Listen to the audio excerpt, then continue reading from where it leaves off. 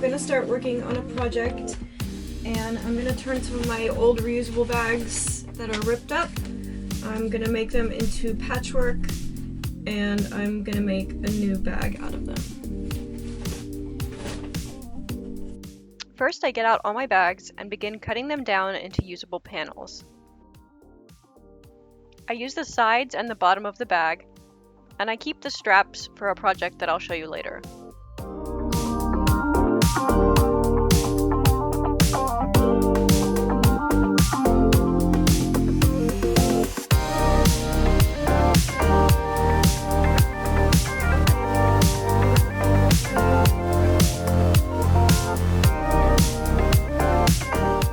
Any sections that were too dirty or ripped, I put to the side as well.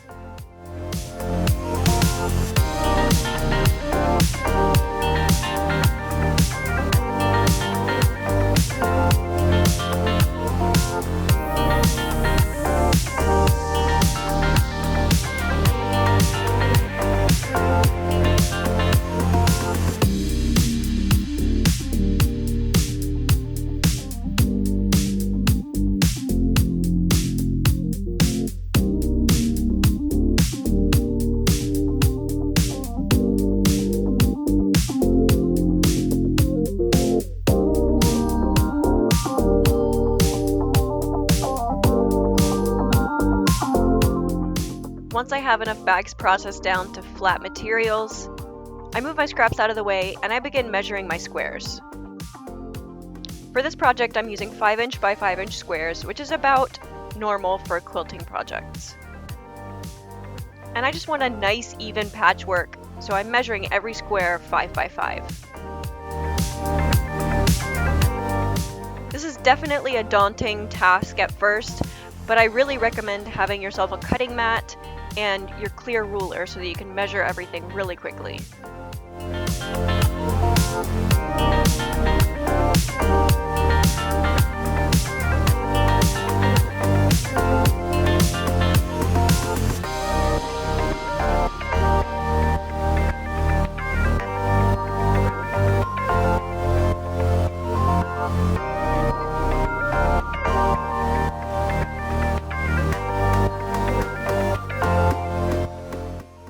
Of course, I'm saving all these scraps as well.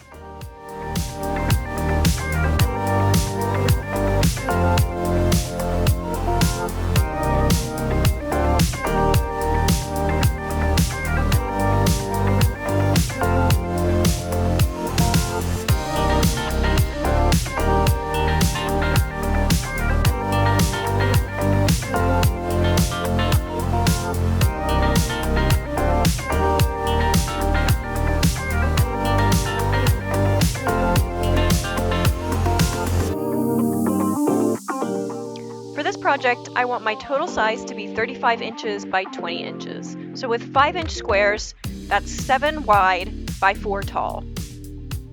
So once I've cut 28 squares, I move on to lightly pressing my squares with a cool iron. And I want this to be cool because I'm not entirely sure of the fabric makeup of these. I think a lot of them are recycled plastic and we don't want anything melting. You'll notice too that sometimes I realize there's a square that hasn't been trimmed on one end, so I take a little break and trim that up to 5 inches. Now this is the fun part, laying out our squares. This is your creative process at work here, but I like my pattern to look super random and have a nice balance of all the colors. And once I'm happy with my final layout, I want to move everything over to my sewing machine. I want to keep everything really organized here, so I stack up my columns 1, 2, 3, 4, and 5, 6. And then I know that I just have to sew along all the right sides of those 2 wide squares.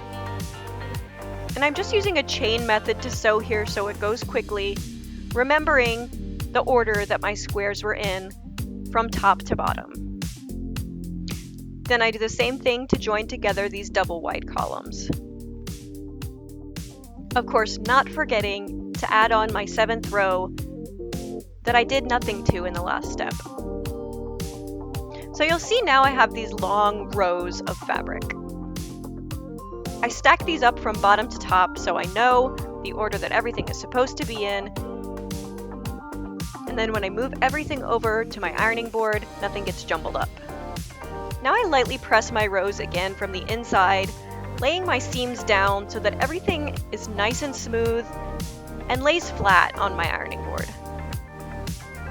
I'm pressing these seams so that one lays left, then one lays right, and so on and so forth. Now I stack up my rows and move back to my sewing machine. And I begin sewing my rows together, right sides facing each other, of course.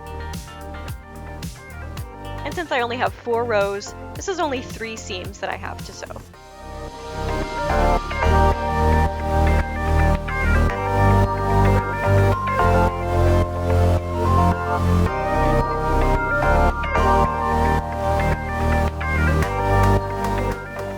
Now I'm back to my ironing board, and this might seem tedious, but pressing everything really nice and flat will really help you get a better visual and be able to work with your materials better. Next I come back to my drafting table, and I want to cut my lining material. So I measure the finished size of my piece of fabric for the exterior, and then I want to cut my lining material the same width and 2 inches shorter. So for me, this lining material ends up being 18 inches by 30 inches. Now this part is a little bit tricky. We want to fold over both ends of our fabric 1/4 inch and then also 1 inch. So I start with a 1/4 inch and I press everything really well. And this fabric doesn't necessarily like to keep that shape that we're pressing it into, but we just do our best here.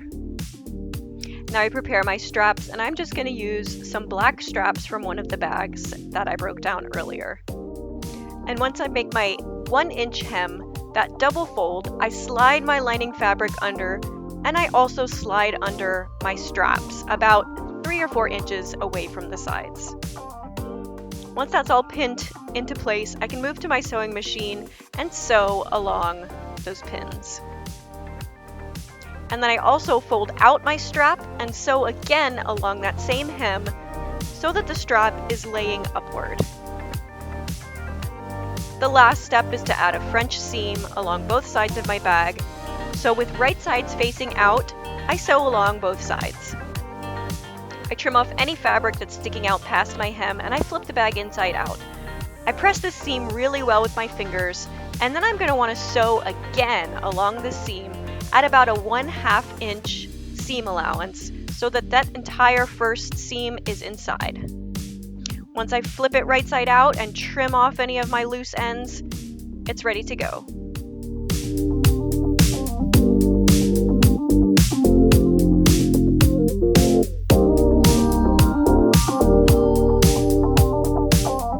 And of course, we still have all those scraps and straps left over from the bags, and those we're turning into a scrap bag rag rug.